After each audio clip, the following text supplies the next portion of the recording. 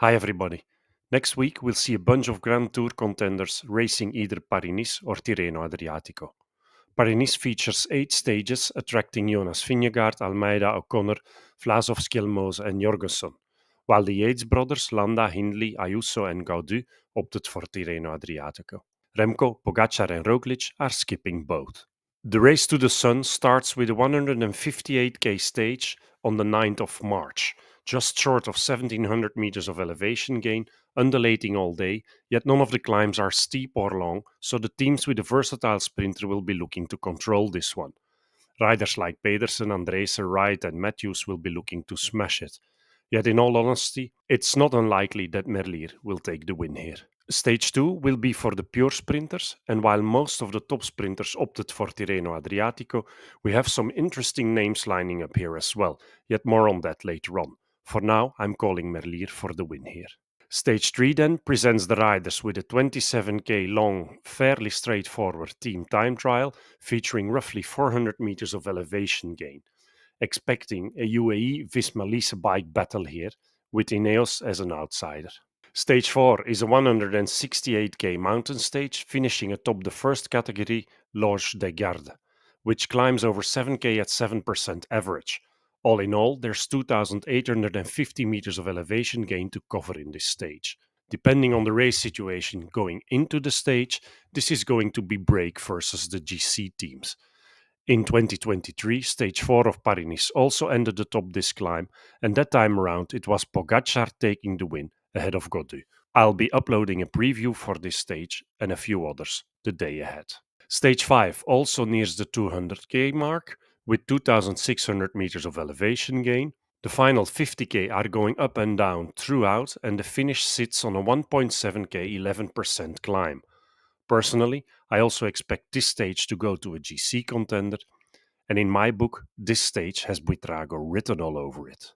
Stage 6 will be for the fast man, 210k and 1500 meters of climbing without notable obstacles along the way.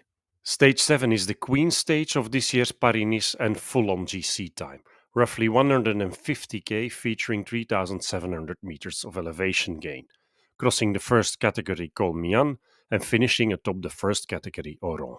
And on the final day, we get a classic 120k short yet brutal mountain stage in the Alpes Maritimes around Nice, featuring 3 first category climbs, good for a total elevation gain of around 2700 meters.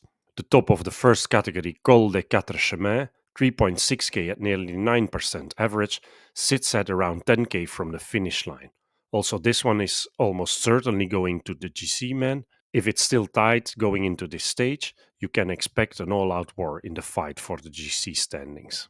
So to summarize, without knowing the actual race situation, we have one team time trial, and I expect us to be getting 3 sprint stages, a stage for the punchy guys, which may well go to a GC contender, and 3 mountain stages, one of them potentially going to the break. Here's the main fast man to watch at this year's Paris-Nice, led by the fastest of them all, Tim Merlier, along with a bunch of other riders, Dainese, Matthews, Christophe van Poppel, Pedersen, Andresen, De Maar, Jacobsen and Janier at Total Energy.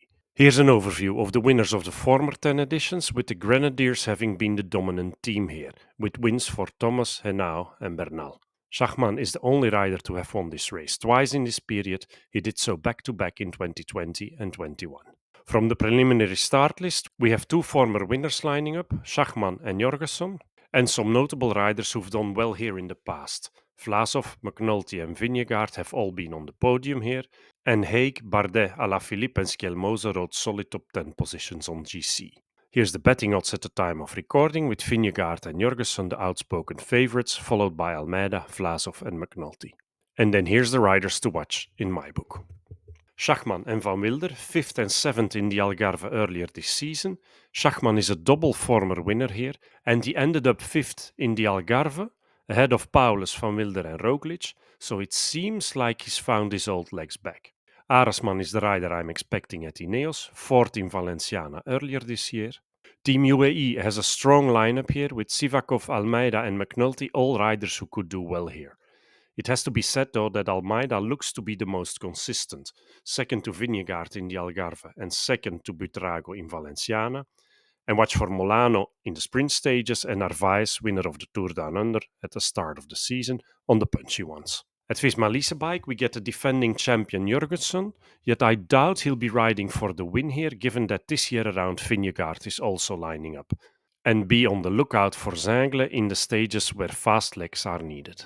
At Bahrain, we'll be watching the Buitrago-Martinez duo, and I particularly like Buitrago.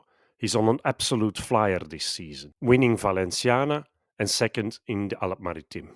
Nielsen Paulus is the rider to watch at EF, and at Red Bull Bora, Vlasov isn't coming into the season swinging as he did last year, so it's Lipowitz I'm calling instead. Look for Van Poppel in the sprints.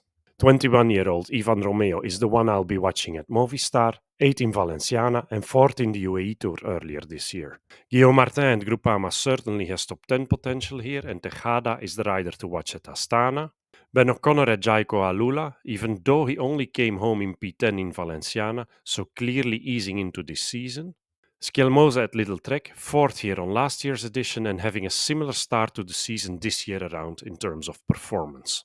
Picnic Postenel is once again lining up with two fast men, Jacobsen and Lund Andresen, while for GC, Bardet is the one to watch, despite a difficult start to the season. At Arkea, I don't see GC potential, and it seems to be all about Demar for the sprints. Also at Cofidis and Intermarché and Caja Rural, I'm not expecting too much GC action.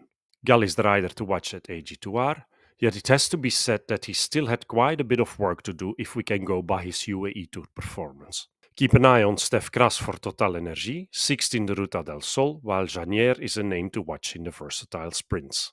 For Alpecin, I'm extremely interested to see how Wonderkid Del Grosso will fare at this level. And at Juno X, it will be interesting to see how Kulset holds up on GC, and obviously keep an eye on Christoph and Wereskild in the sprint stages. And finally, Storer is the rider to watch at Tudor. In terms of stars, Vingegaard is my only 4-star rider. Almeida, Jorgensen and Buitrago each get 3 stars. Skelmose, Romeo and McNulty each get 2 stars. And Lipowitz, Schachmann and O'Connor each get 1 star. For the podium, I'm going for a Visma Lease Bike 1-2, and I'm not excluding a scenario where Vingegaard is granting this one to Jorgensen, keeping his Tour lieutenant motivated in the process. Then again, the race to the sun is missing on Vingegaard's palmarès. Not that I think he cares much, but still, Vingegaard it will be. Jorgensen can have the Dauphiné instead. In third, I'm expecting Almeida versus Buitrago, and I expect Almeida to come out on top. Thanks for watching. My Tirreno preview will drop later today, and watch out for my selection of daily previews as well. Enjoy the race.